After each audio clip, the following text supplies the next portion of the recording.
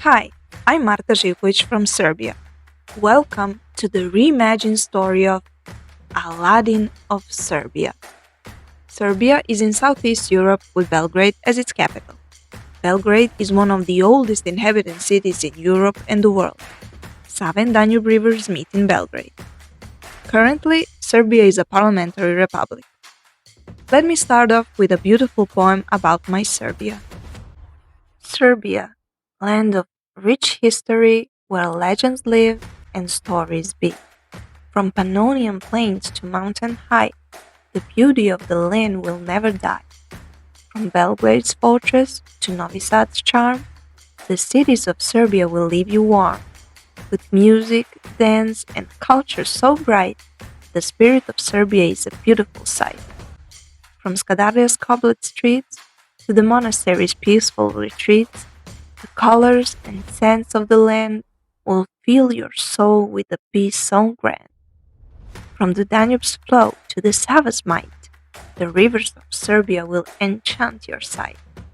The rolling hills and fertile fields will fill your heart with nature's yields.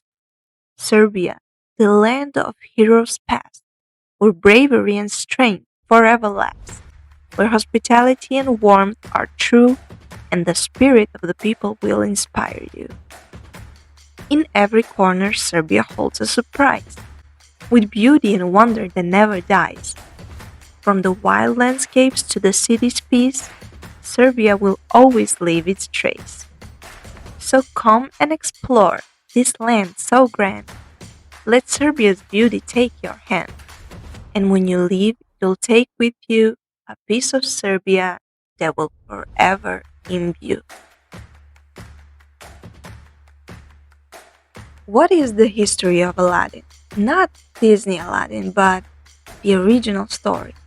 We are all so into Disney reality that it's difficult to see these stories in real world context. That is what I did in these illustrations. While creating this reality for myself and you, I saved a time lapse. This gives me an opportunity to show you my process while talking to you about Serbia, specifically Aladdin in Serbia. We are indeed going to do a deep dive into the geography, history, culture, traditions, and legends of my birth country. Before that, I should tell you a bit about my drawing style so that the time lapse makes sense to you. In this series, I have used sort of minimalistic vector style. This technique is used widely in the gaming world. To implement the technique in storytelling, especially for an old and well-known story, and to keep the look and feel authentic Serbian, I started by researching. I landed on the online collections of the National Museum of Serbia. You will see me referring to other pictures. This is my way of composing the scene and creating the characters. Hope you like it. As I mentioned, Serbia is a country that is located in southeastern Europe and is situated in the Balkan Peninsula. It shares borders with Hungary to the north, Romania to the northeast, Bulgaria to the east, North Macedonia to the south, Kosovo to the southwest, Montenegro to the west, and Bosnia and Herzegovina to the northwest. You can see it's a landlocked country. The northern part of the country is dominated by the Pannonian Plain, which is a fertile region that is known for its agricultural productivity.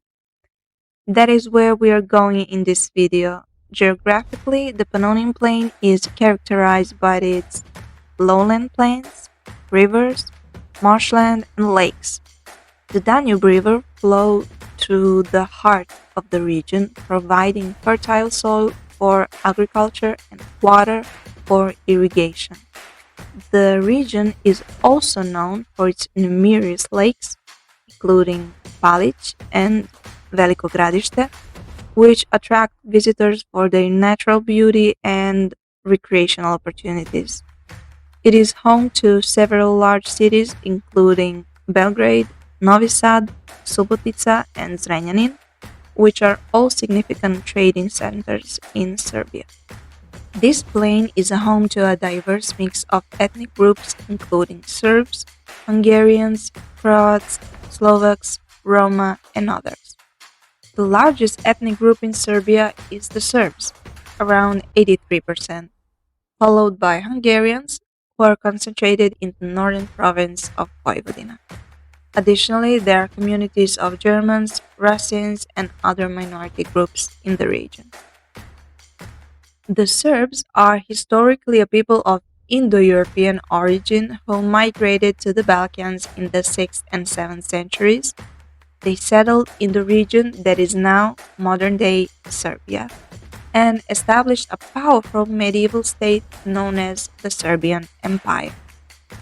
Throughout history, the Serbs have faced various invasions and occupations, including by the Ottoman Empire and Austro-Hungarian Empire. The Serbian Empire is also known as the Empire of Stefan Dušan. Under the rule of Emperor Stefan Dušan, the Serbian Empire became a center of cultural and artistic development. It was known for its sophisticated court life, with Dušan being an accomplished poet and musician himself.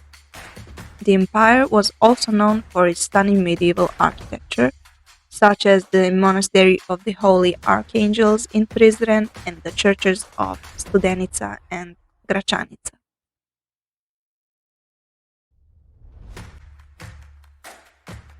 In terms of military prowess, the Serbian Empire was renowned for its powerful army, which consisted of heavily armored knights and skilled infantry.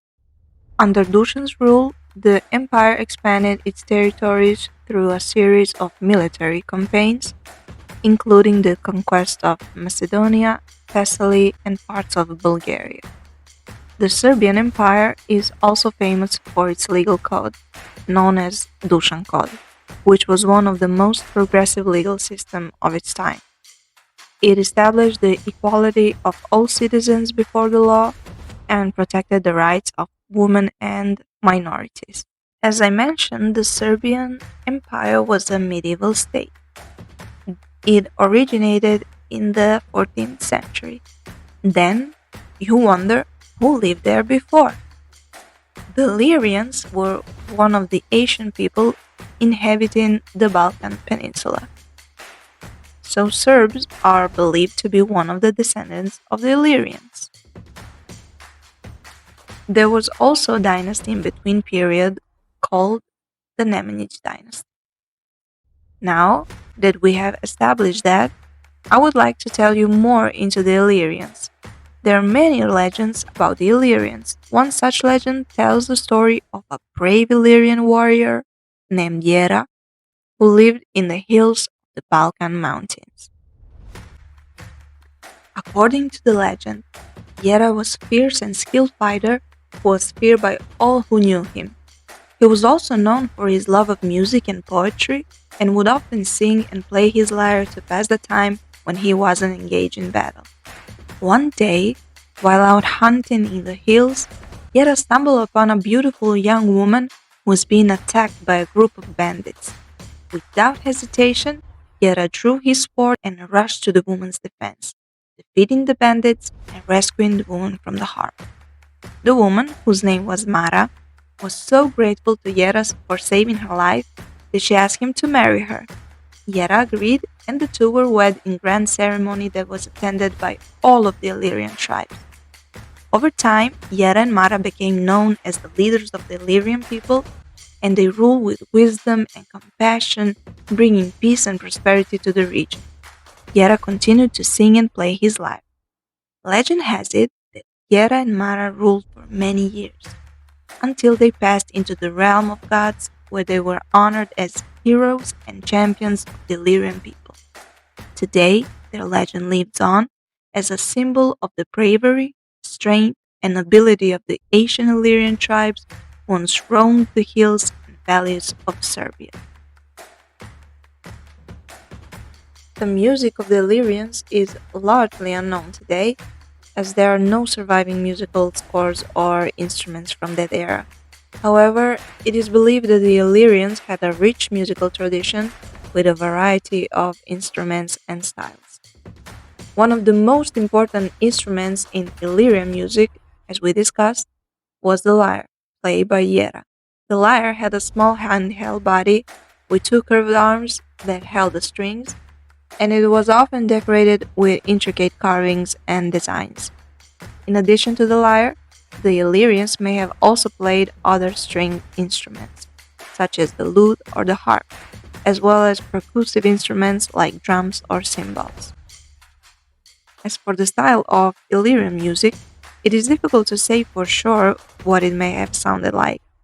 However, it is likely that the Illyrian music was influenced by the musical tradition of neighboring cultures, such as Greeks and the Thracians, as well as the indigenous music of the Balkan region. Today, there are a number of musicians and bands in Serbia who draw inspiration from the Asian music of the Illyrians and other Balkan tribes, incorporating traditional instruments and melodies into their modern compositions.